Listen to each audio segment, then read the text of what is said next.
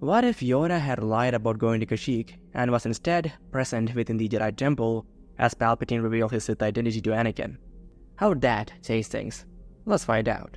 So in this timeline, everything would be the same as in the original timeline until Ki-Adi-Mundi mentions the drone attack on the Wookiees. In the original timeline, soon after finding out about this, Yoda went to Kashyyyk, the Wookiee homeworld. But in this new timeline, Yoda would go to Kashyyyk, but once there, the Grand Master would put Luminara and Dooley, who was also there, in charge of everything, and having done so, Yoda would tell Luminara that he is going back to Coruscant, and to keep that a secret from the clones and everyone else. And Master Luminara would do so. She would tell all those who asked that Master Yoda is in a deep Jedi battle meditation and that he is not to be disturbed. So side note, battle meditation was a force ability that was said to boost the morale, stamina, and overall battle prowess of an individual's allies, while simultaneously reducing their enemies' combat effectiveness by eroding their will to fight. But that is not what Yoda was doing. Instead, not long after he left, Yoda discreetly made his way back to Coruscant and into the Jedi Temple. And only one person, other than Luminara, was aware of this,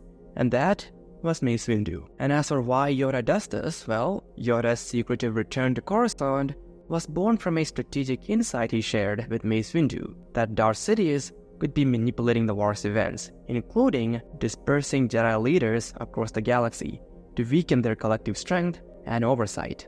Yoda further concluded in this timeline that the Sith Lord's plan involved keeping the Jedi Masters, especially those capable of thwarting him, away from the galactic capital and the Jedi Temple. And so, Master Yoda's ostensible mission to Kashyyyk, followed by a covert return to Coruscant, was in a calculated effort to remain under Sidious's radar. This maneuver was aimed at ensuring Yoda could counteract Sidious directly from the heart of the Republic, protect the Jedi Temple if need be, and be in a position to respond rapidly to any threat Sidious may pose. And not long after his return to Coruscant, Yoda would feel he made the right decision, and that is because of Palpatine revealing himself as Darth Sidious to Anakin. After this revelation, just like in the original timeline, Anakin would rush to the temple and tell Mace Windu that Palpatine is Sidious. But unlike in the original timeline, here, Mace would not immediately rush to arrest Palpatine. Instead, Master Windu would take Anakin into a section of the Jedi archives, and Anakin, not aware of why Master Windu is doing this, followed him. And as Master Windu guided him deeper into the restricted section of the archives, the dim lights of the halls revealed the serene figure of Master Yoda, deep in meditation. Anakin's surprise was evident. The young Jedi's eyes widened, trying to process Yoda's presence inside the temple. And then, without allowing anyone a moment to speak, Windu's voice cut through the silence. Master Yoda, Anakin has brought troubling news. The Sith Lord we've been looking for, it's Palpatine. Hearing this, Yoda's eyes opened, a deep, thoughtful gaze settling on Anakin.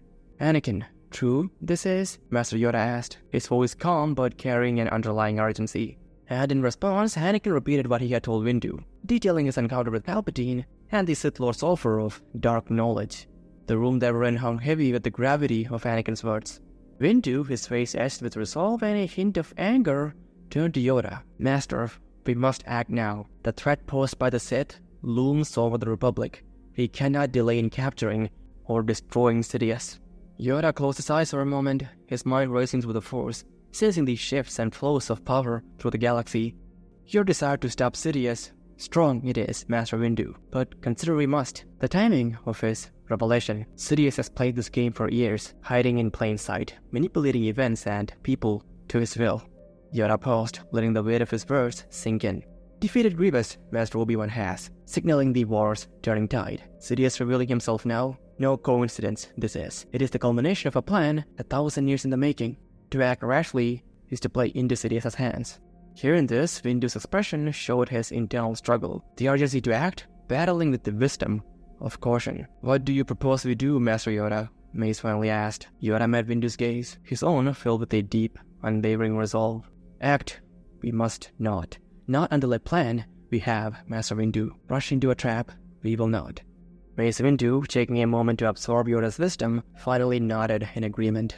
Master Yoda, your insight guides us, as always. We will heed your advice and act with caution. Shifting his attention to Anakin at this point, Yoda said the following. Distance from Chancellor Palpatine, you must remain. Mislead you, he aims to. Strong in the Force, you are, yet anyone can be vulnerable to manipulation. When fear clouds their judgment, trust him you must not, Anakin. And in response to this, Anakin didn't say anything. Instead, he nodded to Master Yoda. And having said this, Yoda again looked at Master Windu. Keep an eye on the Chosen One, Master Windu. This is what the expression on Yoda's face was trying to tell Master Windu, when that Windu quickly recognized. But anyways, in this timeline, due to Yoda being present on Coruscant, Mace decided to not immediately try and arrest Palpatine, significantly altering the course of events. Its main impact being that Palpatine was prevented from triggering Order 66, as the Jedi had not openly moved against him, so there was no reason to accuse the Jedi of. Anyways, soon after all this, Obi-Wan Kenobi and Ahsoka Tano would return to Coruscant. Obi-Wan's victory over General Grievous and Ahsoka's success on Mandalore, where she captured Maul, added to the strength of the Jedi's presence on the capital. And a short while after his arrival on the capital, Obi-Wan also met with Yoda and Mace in secret, during which they discussed the situation of Palpatine being Sidious and Anakin. Among many other things, Yoda also discussed with Obi-Wan Anakin's possible vulnerability to Palpatine's manipulations. Speak with Anakin, you must, Obi-Wan. Suspect I do that deeply personal Palpatine's influence on Emmaus. Fear for someone close to him, young Skywalker harbors. Yoda expressed, his voice imbued with a mixture of wisdom and concern. Also, side note, one of the reasons why Yoda would know that Anakin fears for someone close to him would be because Anakin had confessed to Yoda that he's had premonitions of someone close to him suffering. So by this point in this new timeline, Yoda would suspect that Anakin's fear for this person close to him might be what Palpatine is using to manipulate Skywalker. And taking Yoda's counsel to heart, Obi-Wan sought out Anakin for a private conversation. The trust and respect between them allowed Anakin to open up about his encounter with Palpatine. He confirmed to his old master that Palpatine was indeed Sidious, and also revealed the Sith Lord's promise, a path to prevent a death he foresaw. Although Anakin only revealed about his premonition once Obi-Wan brought up Anakin's meeting with Yoda, where Anakin told Yoda of his premonitions, and Obi-Wan, connecting the dots, understood that Padme was the heart of Anakin's fears, a realization that Anakin did not deny. Also, another reason why Anakin decided to open up to Obi-Wan, especially after Yoda's advice to distance himself from Palpatine, was in the hopes that Master Obi-Wan Kenobi could offer another way to potentially save Padme. Anakin's desperation was evident, and it stemmed from his exclusion from the restricted section of the Jedi Archives, a privilege reserved for Masters, a title he had been denied. This denial had fueled his resentment and pushed him towards Palpatine in the original timeline. However, with Obi-Wan present and seemingly willing to help, Anakin saw a new possibility in this timeline. A possibility that Obi-Wan might be his way of finding the knowledge on how to save someone from death. And so Anakin asked Obi-Wan if he could go into the restricted section and find the knowledge on how Anakin could keep his visions from becoming a reality. And Obi-Wan, understanding the weight of what was at stake, agreed to delve into the restricted section to find the knowledge that Anakin seeks. Obi-Wan does this because he wanted to help Anakin, and beyond that, Obi-Wan realized that Anakin's fear of losing Padme was precisely what Palpatine had exploited to ensnare Anakin. Master Yoda was right, Obi-Wan told himself. And then later, armed with this new insight from Anakin, Obi-Wan reported back to Yoda and Mace Windu. He told them that Anakin is worried about losing Padme. Neither Yoda nor Mace was even the least bit surprised that Padme was the person Anakin was afraid of losing, and they didn't dwell on that topic. Instead, they quickly pieced together that Palpatine's plan on making Anakin join him hinged on exploiting Anakin's fear for Padme's life. And because of this, to stop that from happening, Yoda made a decision. Access to the restricted section of the archives. Grant, we will to Anakin. Remove, we must, any reason for him to seek Palpatine's counsel. As Yoda, Obi-Wan, and Mace Windu discussed the delicate situation within the confines of the Jedi Archives, a different kind of revelation was about to reach Anakin. His comlink buzzed urgently, the signal coming from none other than his former apprentice, Ahsoka Tano. Eager and anxious, Anakin quickly moved to meet her, sensing the urgency in her call. And upon their meeting, Ahsoka wasted no time, her expression grave. Anakin, there's something you need to know. Maul, he said something on Mandalore before we captured him. He spoke of you, said that you're being manipulated to become Sidious's apprentice. Anakin's reaction to this was more subdued than Ahsoka had anticipated. There was no shock or disbelief, only a resigned understanding. And seeing this, Ahsoka's eyes narrowed, sensing the depth of Anakin's turmoil. "You already know, don't you?" she asked, a hint of disbelief in her voice. Anakin nodded, a mixture of relief and sorrow in his gaze. "The Sith Lord we've been looking for, Ahsoka. It's Palpatine. Maul wasn't lying. Palpatine told me himself." Ahsoka, taken aback, tried to process the revelation. "Anakin, what are we going to do? What's the council doing? Are they going to arrest him?" Ahsoka asked, extremely concerned now that she knows that the leader of the Republic was Sidious all along. "Only Master Windu, Obi-Wan, Master Yoda, and you know of this, Ahsoka. For the time being, we can't do anything. Or we will be playing right into his hands." Or that is what Master Yoda believes, Anakin said, mirroring what Yoda told him. "Tell no one of this, Ahsoka. We don't know what he has planned." "We can't just do nothing, Anakin," Ahsoka stated. Anakin's response was heavy, weighed down by his fears and uncertainties. I don't know anymore, Ahsoka. I'm just as lost as you are," he admitted, his vulnerability more apparent than ever, a clear indication of his deep-seated fears of losing his wife. The two then talked further, but neither could think of a way to deal with Palpatine. And soon after, Ahsoka received a transmission asking her to oversee Maul's transfer to a secure facility. And though Ahsoka wanted to stay with Anakin insisted that she help the clones. He does that because Anakin wanted her to rejoin the Order, and also because he didn't want her acting like she knew something she shouldn't, to not make her a target of Sidious, who Anakin was afraid might be listening somehow. And as she left, a multitude of concerns clouded Ahsoka's mind, particularly about Anakin's state of mind and the dark path that seemed to lie before them all. But then, after Ahsoka had left, Obi-Wan found Anakin, carrying with him a sliver of hope that might pierce the looming shadow over his friend. "Anakin," he began, "the Council has decided you will be granted full access to the entirety of the archives. Whatever it is that you're seeking, whatever knowledge you need, if it exists, is in the archives, and we will find it together," Obi-Wan said, his tone one of support. And this news brought a visible change over Anakin. His eyes, which had been clouded with doubt and fear, now shimmered with a renewed vigor and hope. "I'm very grateful, Obi-Wan." "Thank you," he said, almost breathlessly, the weight of countless burdens beginning to lift from his shoulders. And then, immediately upon receiving this news, along with Obi-Wan, Anakin delved into the ancient texts and holocrons contained within the Jedi archives. In particular, Anakin's focus was directed towards the healing arts, specifically knowledge on saving someone's life from the grip of death. And later that night, as Anakin and Obi-Wan were busy in the archives, the Jedi Council convened, a sense of urgency and gravity pervading the air as they gathered to discuss the unfolding crisis. All members of the Council, as the meeting began, were made aware of the dire situation. Chancellor Palpatine was Darth Sidious. This revelation, brought forth by Master Yoda, echoed ominously through the chamber. Also, by this point, Yoda would see that he didn't need to keep his presence on Coruscant a secret from the members of the High Council. He could trust them. Yoda knew this. And seeing as how he was the Grand Master of the Order, Yoda felt it necessary that he himself present this matter before the Council. It was the biggest threat the Order had faced in 1,000 years, after all. When Skywalker was told by Palpatine himself, "We learned of this," Yoda began, his voice carrying a weight of sorrow and responsibility, long as Palpatine sought to bring Anakin to his side, manipulating the Chosen One, in hopes of altering the prophecy. He might be. Ki-Adi-Mundi, visibly shaken, questioned why Palpatine would reveal himself to Anakin. Anakin was a Jedi, and revealing yourself as a Sith Lord to get a Jedi on your side wasn't a good strategy. This was Ki-Adi-Mundi's reasoning here. And Yoda, expressing a rare moment of self-disappointment, admitted their oversight. Clouded by darkness, our vision has been. Control over Anakin, Palpatine seeks to use him against the Order. Much fear there is in young Skywalker. Tried to use that against him, Sidious did. Having heard this, the Council's attention then turned to Anakin's whereabouts. Yoda assured them that Skywalker was within the temple, though he offered no further details, keeping Anakin's pursuit in the archives a guarded matter. Yoda then called upon Ahsoka Tano to share her insights gained from Darth Maul. And Ahsoka, stepping forward, recounted Maul's warnings that Sidious had already laid claim to the Senate and that the Republic was on the verge of total domination.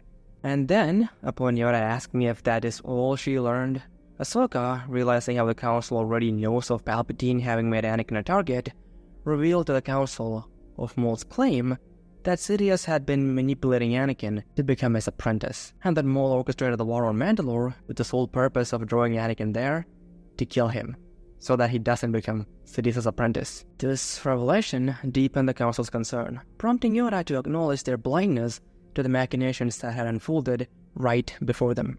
Yoda then thanked Ahsoka and continued, "Our next action is wisely, we must decide, for they will determine the future of the galaxy, the Republic, and the Jedi Order itself." Yoda solemnly declared. The Council pondered their course, wary of acting rashly and fulfilling a Sith plan centuries in the making. They then wondered how exactly Sidious plans on taking over the Republic and destroying the Jedi. And it was then that Master Windu, who had earlier on sensed a plot to destroy the Jedi, brought up the topic of Clone Trooper CT-5555 or Fives. So side note, in case you didn't know, Fives was a clone who had figured out that the inhibitor chips inside the heads of every single clone was designed to make them turn against the Jedi, and that Palpatine was somehow involved. But when Fives tried to warn Anakin did not believe it. But anyways, in this timeline, Mace Windu brings up Fives, and Fives' claims about a conspiracy involving the Chancellor and the potential for the chips to turn the clones against the Jedi now seemed chillingly relevant. And having heard this, Yoda, recognizing the gravity of Windu's insight, requested that Master Windu investigate the matter by visiting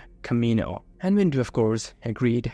And then, as the council meeting went on, Shakti raised a question about the aftermath of the war, wondering whether Palpatine would now be forced to relinquish his emergency powers. And to this, Yoda summarized that Palpatine, since he quite possibly orchestrated Grievous's actions, could easily manipulate the war by introducing someone to replace Grievous, thereby keeping the war going on, justifying him holding on to his emergency powers. Sidious's plan is as of yet not complete, and so hope remains, Yoda concluded, urging caution and patience. And we must not until the path is clear. Even the most cautious beings are prone to error, Yoda advised, his eyes reflecting the depth of his experience, overconfidence and anger. Weaknesses of the Sith they are. Wait, we must, for Sidious to reveal his mistake, and exploit it, we will. This council set the tone for the Jedi's approach, a vigilance for the opportunity that would inevitably arise from Sidious's arrogance or oversight. In the days following this pivotal council meeting, the galaxy remained in turmoil. Contrary to the expectations of a swift conclusion to the Clone Wars following General Grievous's demise, the conflict persisted. From the shadows, Darth Sidious orchestrated the movements of the Separatist leaders, ensuring the war raged on, thereby justifying his retention of emergency powers. And as a result, the galaxy's hope for peace was once again dashed as battles flared across numerous systems. Meanwhile, Mace Windu journeyed to Kamino, seeking answers about the true purpose of the clone troopers' inhibitor chips. He then met with Lama Su, the Prime Minister of Kamino. The meeting was cordial, but Lama Su maintained that the chips ensured obedience among the clones, a safeguard against insubordination. However, Mace, sensing evasion, employed the Force to coax the truth from Lama Su. Under the sway of the Force, Lama Su revealed that the chips were designed to target rogue Jedi, as instructed by the Jedi Tyrannus. As a side note, Tyrannus, Count Dooku, was the person who produced and gave the inhibitor chips to the Kaminoans to have them placed into the clones, telling them that the chips were in place to allow the clones to go after Jedi who went rogue. But the thing is, the Kaminoans always believed Dooku to be just another Jedi. They never knew that the inhibitor chips were meant to destroy the Jedi. So that is why, even under the persuasion of the Force, Lama Su maintains that the chips were simply there to allow the clones to go after rogue Jedi. This revelation that Tyrannus told Dooku was the person who supplied the chips confirmed Mace's worst fears. The Kaminoans had also been manipulated by Sidious through Dooku. Fives was right. The clones, the Republic's protectors, were also its potential executioners, unbeknownst to the Kaminoans. With this knowledge, Mace returned to Coruscant, burdened with the realization that Palpatine quite possibly wielded the power to decimate the Jedi Order at a moment's notice. If Palpatine gave the order, the clones would be compelled to follow through with it. Count Dooku had ensured of that. Amidst these dire developments, Anakin Skywalker was ensconced within the Jedi archives, delving into ancient texts in search of a way to thwart the death he had foreseen for Padme. But one day, his research was interrupted by an urgent message from C-3PO, bearing the news that Padme had gone into labor. Hearing this, Anakin immediately rushed to the hospital, where he was met with a scene that would forever alter his course. Padme, alive and well, cradling their newborn twins, Luke and Leia. Seeing this, the fear that had gnawed at Anakin's heart dissipated. Palpatine's manipulations were laid bare. The future was not certain, and now it had changed. Without the Sith Lord's intervention, Padme had survived childbirth, invalidating Sidious's claims that only through him can Anakin gain the power to save his wife. Then, with the immediate threat to Padme and their children averted, Anakin implored her to leave for Naboo, away from the increasingly dangerous climate of Coruscant. And though reluctant, Padme eventually acquiesced to Anakin's insistence, understanding the gravity of his concern without knowing its full extent. And then, with his family now presumably safe on Naboo, Anakin's resolve hardened. Obi-Wan was particularly happy for Anakin, both at Padme having loved and with Anakin now being fully convinced that Palpatine was trying to manipulate him. But without talking about that much, Anakin rejoined the Jedi, prepared to confront the looming threat of Darth Sidious. In the shadowed confines of the Jedi Temple, a sense of foreboding had settled among the Jedi Council. They were like marionettes who, upon glimpsing the strings by which they were manipulated, found themselves without means to cut those binds. The revelation of Sidious's identity and the complexities of their predicament had left them in a quagmire of uncertainty and strategic paralysis. It was within this atmosphere that Yoda called for another council meeting, this time with Obi-Wan and Anakin included. Upon entering, Anakin noticed Yoda in deep conversation with Ahsoka Tano. Yoda revealed that he had been discussing with Ahsoka the potential for Mandalorian support to her ally, Bo-Katan Kryze, who had by this point been named the Regent of Mandalore following Maul's capture, for which Ahsoka and the Republic lent heavy aid. Ahsoka then expressed her intention to depart from Mandalore immediately to consult with Bo-Katan to ask for her support. And having heard this, Anakin, with a nod, urged her to stay safe, to which she responded with, "You too, Anakin," her tone laden with an unspoken worry that hinted at deeper concerns for Anakin's well-being and the ominous path that lay ahead. The meeting then shifted focus to the dilemma of confronting Palpatine. Yoda pondered aloud the feasibility of a legal recourse against the Chancellor, suggesting the possibility of Darth Maul's testimony, who at this point is in a Republic prison, under tight security. But Mace Windu raised doubts about the effectiveness of such a strategy, suspecting that Palpatine could easily dismiss Maul's claims as the ravings of a madman, potentially even twisting the narrative to paint the Jedi as traitors attempting to frame Palpatine. Agreeing with Mace's assessment, Yoda conceded that direct action against Palpatine could backfire disastrously, potentially giving Palpatine the legal right to order the clones to turn on the Jedi, which by this point in the story, the Council knows Palpatine can do because of Mace's investigation on Kamino. Yoda then floated a last resort plan, confronting Palpatine by himself, with the Council claiming that Yoda had gone rogue. Mace Windu immediately rejected the idea of Yoda facing Palpatine alone, insisting on joining the Grand Master. And then Obi-Wan interjected, cautioning that even this drastic measure could lead Palpatine to brand the entire Jedi Order as rogue, thus justifying the activation of the inhibitor chips against the Order. The Council's conversation then spiraled into a circle of debate of potential actions and their respective consequences, each path seemingly leading to greater peril. In the end, Yoda somberly acknowledged their deadlock, and when the meeting adjourned without a clear resolution, Anakin's mind dwelled on Ahsoka's parting words.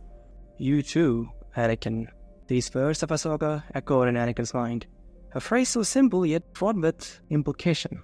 There was a depth to her concern, a premonition of danger that Anakin couldn't shake. Soon after arriving on Mandalore, Ahsoka Tano found herself in the regal presence of Bo-Katan Kryze. And without wasting much time on pleasantries, Ahsoka soon relayed Master Yoda's proposition to Bo-Katan, with caution, mindful of the potential risks to Mandalore should their involvement be traced back to them. Initially, Bo-Katan hesitated, not wanting to get involved with the Republic's business. However, reassured by Ahsoka that the Jedi would ensure Mandalore's safety and anonymity, and recalling the crucial role the Republic and Ahsoka herself played in liberating Mandalore from Maul's tyranny, Bo-Katan finally agreed to lend her support. However, Bo-Katan did warn that preparations for meeting Yoda's plan would take some time, which Ahsoka agreed to, following which she promptly communicated Bo-Katan's agreement to Master Yoda, who expressed readiness to proceed. "Be prepared, we must," Yoda affirmed, sensing that the unfolding Mandalorian strategy might offer the only viable path to confronting Sidious. Yoda then briefed the Jedi Council on this development, emphasizing the need for urgent action against Sidious. Yoda told the council, in somewhat of an opposition to his earlier belief that if they simply sat and waited for the opportune moment, the moment might never come, and that Sidious might destroy them all and take control over the Republic with the clones by his side. The council, including Anakin, who was present, was a bit puzzled by this statement from Yoda, who, up until recently, had preached caution. But despite the lingering doubts and concerns, the council concurred that passivity was no longer an option. They could not simply stand by as Sidious's shadow grew over the Republic. They fully trusted Master Yoda. The meeting went on for a little longer, but soon was dispersed. Then, as the members of the council got up to leave, Yoda said the following: Masters Windu, Shakti, and Fisto. A word, and having heard this, the three masters stopped and joined Yoda in a more private meeting. Obi-Wan and Anakin and the other masters were a bit puzzled by this, but figured that the Grand Master must have had his reasons. And then, a short while later, sooner than she said it would take, Bo-Katar's Night Owls, led by Ursa Wren, positioned themselves strategically on Coruscant. Their arrival on Coruscant concealed by a cloaked ship that awaited all detection. And once they were in place and their plans in motion, Ursa Wren contacted Master Yoda directly, telling him that they were ready. And with the Mandalorians in place, Yoda, along with Master Windu, Shakti, and Kit Fisto, prepared for the confrontation with Palpatine. The Council's reservations persisted, yet Yoda's conviction that this course was the best hope for ending Sidious's reign swayed them. And when Obi-Wan and Anakin offered to join the perilous mission, Yoda expressly forbade it, and then he went on to outline a scenario in which, should the Masters fail to destroy Sidious, Anakin's unparalleled reputation as the hero of the Clone Wars would be indispensable in rallying the Republic's support, and that's what would truly be portrayed as a rogue action by the Jedi Council. Yoda told Anakin that in such a scenario, it would fall upon Anakin and Obi-Wan, who was also seen in a good light by the Republic, to explain to the galaxy and the Senate that Yoda and the other Masters had gone rogue and were not acting with the consent of the remaining Masters or the rest of the Council. And Anakin, recognizing the strategic merit in Yoda's plan, acquiesced. And then, as the appointed Jedi Masters departed for Palpatine's office under the cover of night, Anakin and Obi-Wan retreated to the Council chamber, their conversation meandering through the possible outcomes and the profound implications of their actions. But then their conversation was abruptly interrupted by a transmission from Ahsoka Tano. It had been a while since Ahsoka departed for Mandalore on Yoda's behest, and her silence since then had been a source of growing concern for Anakin. And the moment he accepted Ahsoka's transmission, Ahsoka's holographic figure materialized, her expression one of concern. "Anakin, where are you? Are you safe?" she inquired immediately, her tone carrying an underlying tension that Anakin found disconcerting. "I'm in the council chamber with Obi-Wan, Ahsoka. What's happening?" "I sense that something is troubling you heavily," Anakin replied, his confusion apparent. Ahsoka paused, a flicker of hesitation crossing her features. "I'll explain everything once I'm back, Anakin," she assured him, then added with a seriousness that bordered on the foreboding, "Just let Master Yoda do what he believes is necessary, Anakin. Do not interfere." Anakin's brow furrowed in confusion at her cryptic message. "What do you mean, Ahsoka? What's going on?" he pressed. But she was firm in her resolve. "I'll be back soon, Anakin. We'll talk then," Ahsoka stated before ending the transmission abruptly, leaving Anakin and Obi-Wan enveloped in a deepening mystery concerning Yoda's plan and Ahsoka's ominous warning. Meanwhile, the Jedi Masters, tasked with confronting Chancellor Palpatine, advanced through the Republic Executive Building, which is where Palpatine's office and official residence was located. The corridors were eerily calm, usual hustle of political discourse and maneuvering silenced by the lateness of the hour. The whole environment was calm. In the skies above the building, various proposals of crafts like taxis, personal shuttles, and particularly a slow trash collection vehicle labeled the Nebula Sweep 9 all calmly flew along the sky lanes. But meanwhile, within Palpatine's office, things were anything but calm. The Sith Lord sensed an encroaching sense of danger, a foreboding feeling that intensified with the Jedi's approach. Palpatine had of course known that the Jedi are coming for him, both through the security recordings and through the Force. And immediately upon noticing that the Jedi were approaching him, Palpatine quickly turned off the cameras within his own office, now wanting the Republic to see the true nature of what was about to happen. Palpatine wanted complete control over the narrative that would follow on what exactly went down in his office before Order 66 was executed. And so, as the dark side stirred within him with an impending sense of danger, Palpatine did not fear it, but instead he became overcome with anticipation for the impending showdown. Palpatine readied himself for confrontation, relishing at the opportunity to finally unleash his plan in full. He will soon dispatch of the Jedi and execute Order 66. The end of the Jedi Order was near, Palpatine told himself. Also, in regards to his plans with Anakin, Palpatine recognized that the breach of trust with the Chosen One had necessitated a change in strategy. And so, Palpatine decided that instead of making Anakin his apprentice, he would capture Anakin, keep him prisoner, and eventually, after having discovered the Sith technique of essence transfer, he would transfer his spirit into Anakin's body, thereby becoming the Chosen One.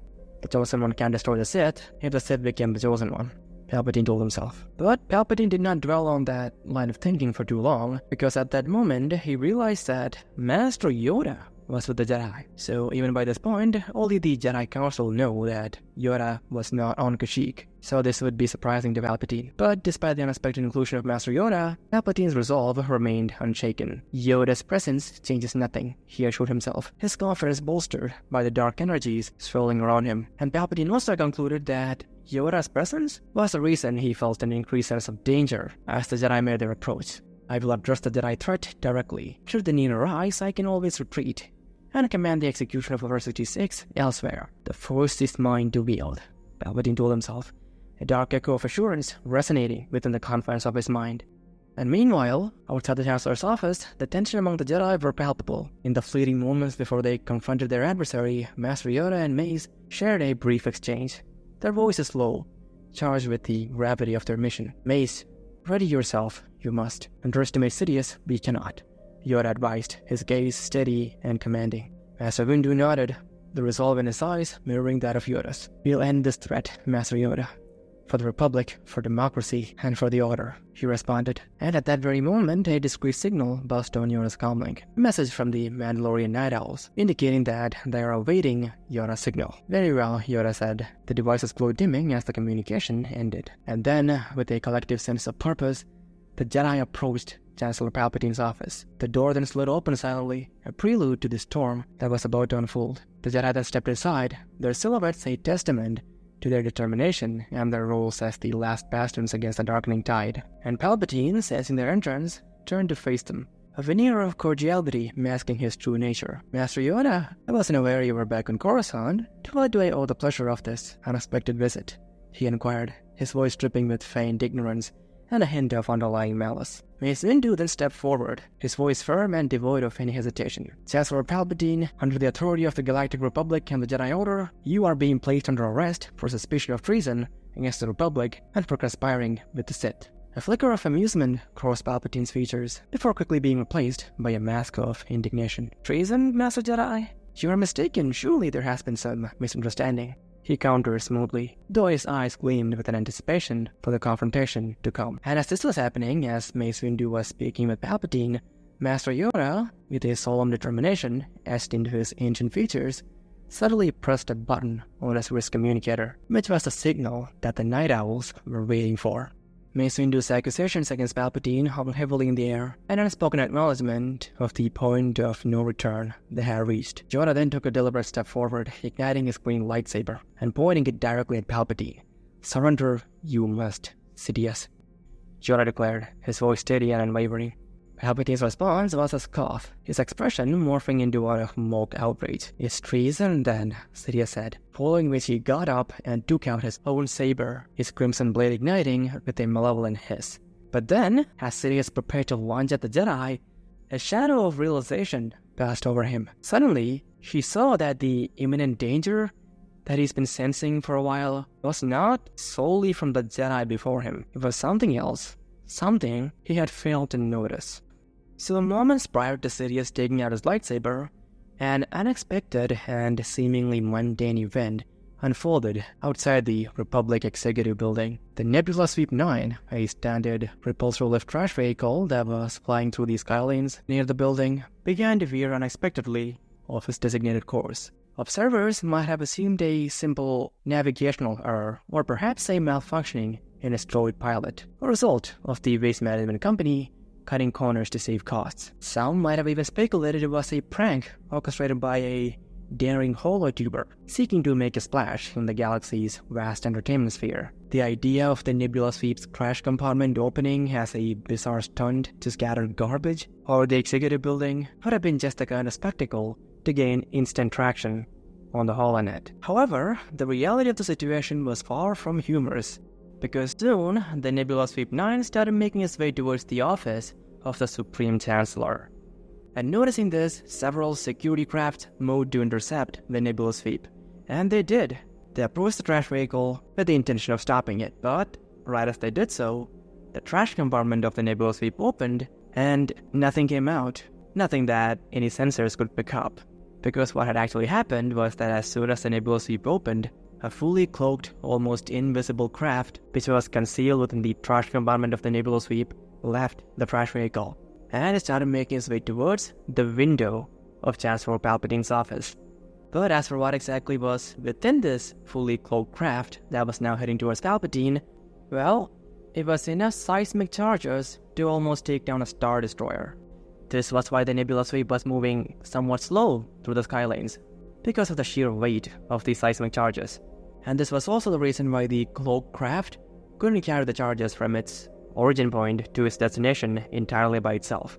The charges were too heavy, and the specially designed craft built to hold the charges could not carry the charges for too long without its fuel running out. So that is why the Nebula Sweep was required.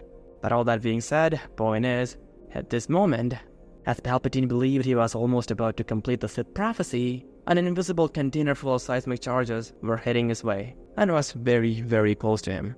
And it was at this exact moment inside his office, as Sidious prepared to leap towards the Jedi, that his finely tuned senses screamed a warning.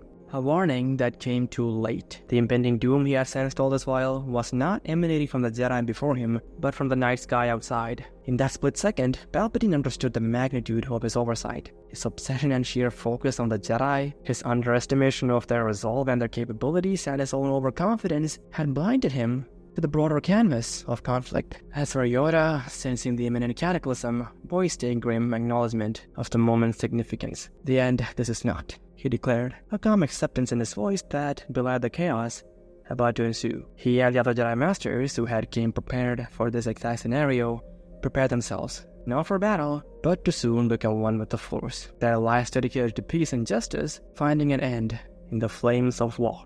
So as for how all this came to be, the Jedi, particularly Mace, Shakti, Kit Fisto, and Yoda himself, had made the agonizing decision to employ a method of misdirection against Sidious.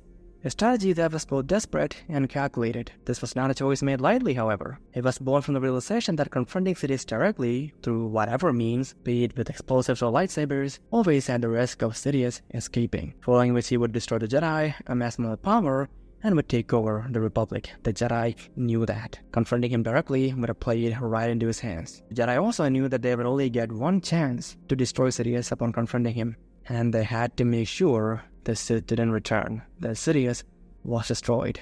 And to do that, they thought to rely on Sidious's overconfidence, an absolute belief that he could best the Jedi, and that nothing could stop him, which, as Master Yoda knew, would cause him to lose focus on the larger picture. The utilization of the Nebula Sweep 9, rigged with the seismic charges, would be the real weapon that would end Sidious, while the Jedi themselves would present themselves as a distraction. This was the plan Master Yoda came up with, and it was to discuss this specific plan that Yoda sent Ahsoka off to Mandalore. This is why Ahsoka was concerned for Anakin. She feared that Anakin might also end up with the team of Jedi who went after Palpatine and get himself killed. And although Yoda assured her that Anakin would be in no danger, Ahsoka was still concerned, which is why she contacted him when she found out from Bo-Katan that their plan was about to be enacted. And in the end, the Jedi's plan worked.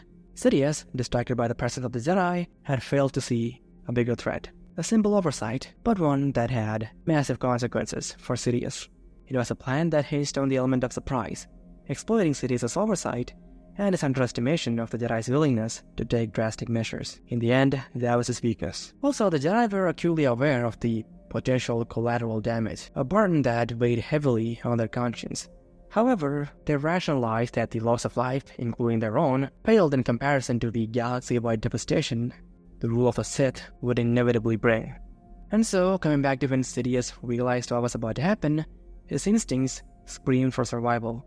He pivoted, aiming for the window, seeking to escape the trap he had unwittingly walked into, or that had walked into him. But as he made his move, the charges broke through the window. The shockwave from the explosion rippled through the Coruscant night, a brutal punctuation of years of war and conflict that had led to the moment. This act audacious and desperate, marked a turning point for the galaxy. The Jedi, long seen as guardians of the peace, had been pushed to the brink, their actions in stopping Sidious reflective of the dire circumstances that the galaxy faced. And so, in the days, weeks, and months following this incident, which annihilated the leadership of both the Republic and the Jedi, several things happened in the galaxy. First of all, the attack itself was eventually blamed on some rogue separatist element, and the Mandalorian warriors took great care to make sure that nothing would be linked back to them, to Bo-Katan, or to the Jedi. And so the separatists were blamed, but the separatist leaders, the likes of Newt Gunray, had no idea who did this. So the separatist leadership was quick to denounce this attack, saying that it wasn't them, but no one in the galaxy believed them. The separatists did this to weaken the Republic. That was the general sentiment among the citizens of the Republic and the Holonet. And as for the Jedi, Anakin Skywalker and Obi-Wan, who only found out what the real plan was after it happened, announced before the galaxy that Master Yoda and the other Masters had gone to Palpatine for a simple discussion when the attack occurred, and that the Jedi Order will make sure that those responsible are punished. But the hero of the Clone Wars, Anakin Skywalker, did go on to urge the galaxy that there could have been some rogue extremist element to this attack, and that the Separatist Council may not have wanted it. This argument was not met with much love, especially on the Holonet, but it did help making the Republic calm down. So in this timeline, the Jedi Order was not destroyed. And as for the clones, only Palpatine could execute Order 66, and it was only he who knew about this, so Palpatine's death assured that Order 66 would not be activated, so the Jedi Order was safe. And soon after, a new Chancellor was elected, and the Clone Wars kept on going, now fully controlled by the Separatist leaders, with Sidious gone. But quickly, the Separatist leaders, feeling that they can't keep the war going on for much longer, especially with their leadership completely gone, decided to negotiate for peace. This was a tough negotiation, but quickly enough, a ceasefire was ordered, and eventually, months later, a peace agreement was entered into, because the galaxy just wanted this war to end, both the Separatist citizens and those of the Republic. And so, the war ended. And as for the clones, after the war had ended, the Jedi Council, of which Anakin and Ahsoka were now members, ordered that the inhibitor chips be removed from every single clone. The argument was that the inhibitor chips inhibited the clones' will, and that with the war now over, the clones shouldn't be forced to do anything, and that they should be allowed to live their lives. And so a galaxy-wide operation was put into place to have the inhibitor chips removed. And also, clone production was stopped on Kamino. And as for Anakin, Ahsoka, and Padme, soon after Ahsoka returned from Mandalore, she explained to both Anakin and Obi-Wan that Yoda had instructed her to keep everything a secret, and that this was the only way to ensure that Palpatine was destroyed. And Anakin, of course, understood Ahsoka's position. And with Padme alive and well, the Sith destroyed, and with him now being made one of the leading figures of the Jedi High Council, Anakin was not angry at all. And because of Ahsoka's actions, Anakin had her made a member of the High Council, making Ahsoka the new youngest member of the Jedi High Council, a title that Anakin previously held. There were those on the holotube that blamed nepotism for this, but no one really cared. There was peace. And as for Luke and Leia, as the years went by, they grew up on Naboo, far removed from the politics of Coruscant. And despite Anakin being a member of the High Council, Anakin and Padme agreed that Luke and Leia should grow up with their parents. Anakin did, of course, want to make changes to the policy on attachment that the Jedi Order held, and these changes were made, but that took time, and Padme did not want to part with her children. And so Luke and Leia grew up in luxury on Naboo, where Anakin instructed them in the ways of the Force. And so in the end, because of the sacrifices of a few Jedi Masters, and the collateral damage that resulted from said sacrifice, there was peace in the galaxy, at least for the time being, until Darth George. Okay, we're not doing that again. Anyways, thank you for watching, and if you liked the video, do consider leaving a like and subscribing, and do check out my Patreon if you got the time. A link to it should be in the description. Also, what song do you think would be appropriate for Anakin Skywalker looking across the plains of Naboo at his son, realizing that he finally had peace? I think Midnight City by M83 would be a good choice. What do you think?